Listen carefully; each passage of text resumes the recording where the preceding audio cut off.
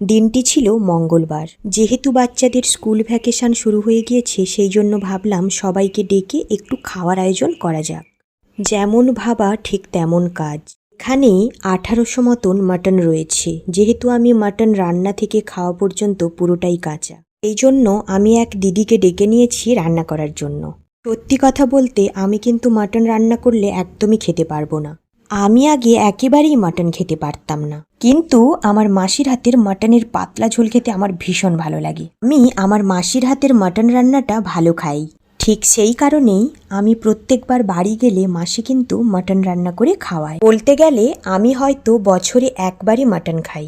খুব বেশি মাটন কিন্তু আমি খেতে পারি না।